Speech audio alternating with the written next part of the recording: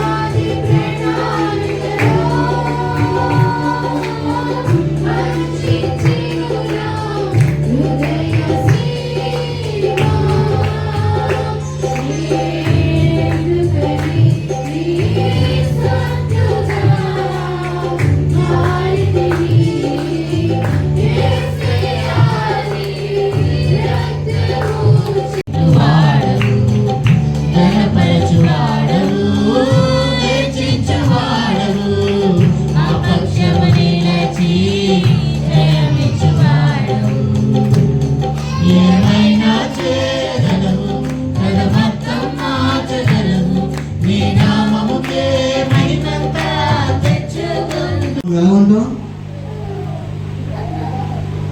మనం అంటే రిలాక్సింగ్గా ఉంటాం. అంటే వచ్చినప్పుడు మాత్రం ఉత్సాహంగా రాము. దేవుడి సన్నిధికి వచ్చినప్పుడు అంటే మన హృదయంలో ఏంటుంటుందంటే అనేదిగా బద్ధకం దుఃఖం అన్నీ ఉంటాయి.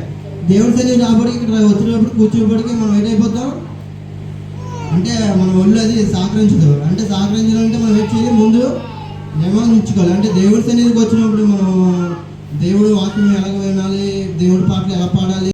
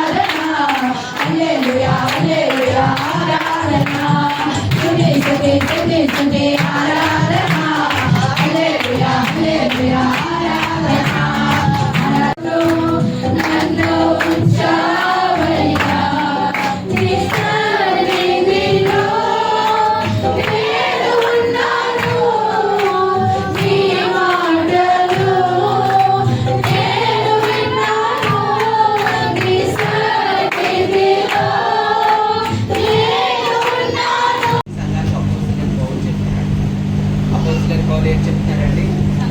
సంఘానికి వచ్చిన వాళ్ళలోనే ఏ హృదయం ఉందండి? హృదయం ఉంది. కాబట్టి జాగ్రత్తగా చూసుకోండి.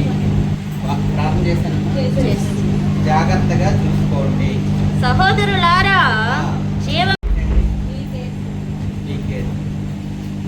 ఇంకా అపాయం డేంజర్. దేవుని సన్నిధికి వచ్చి కూడా చాలాసార్లు మనం ఏం చేస్తామంటే దుష్టవ్రతి కీర్తనలో ఏమన్నాడంటే దుష్టుల ఆలోచన చొప్పున దుష్టుల ఆలోచన ఇంకా పాపుల దగ్గరికి వెళ్ళకండి, దుష్టుల దగ్గరే ఉంటాం. దుష్టుల ఆలోచన చొప్పున అంటే దుష్టుల ఆలోచన చొప్పున అంటే సంఘానికి వచ్చిన వారిలోని ఏ ఆలోచన కలిగిన వాళ్ళు ఉంటారండి? దుష్ట హృదయం కలిగిన వాళ్ళు ఉంటారు.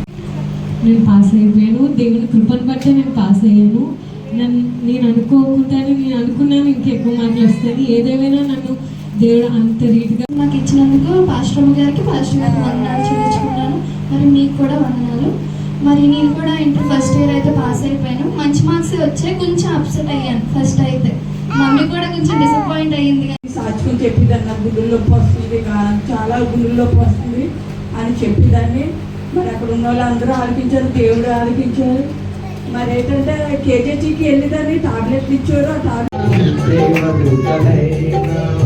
ఆ అధికారులైనా దేవదూతలైనా వస్త్రహీనతైనా ఉపద్రవమైన వస్త్రహీనతైన ఉపద్రవమైన కరువైన ఖడ్గమైన పరిశుద్ధాత్మని యొక్క అన్యోన్య సహవాసం ఇప్పుడు వచ్చిన మనకి తన ప్రేమించిన సకల పరిశుద్ధులకు సదాకాలము తోడైండి నడిపించును గాక.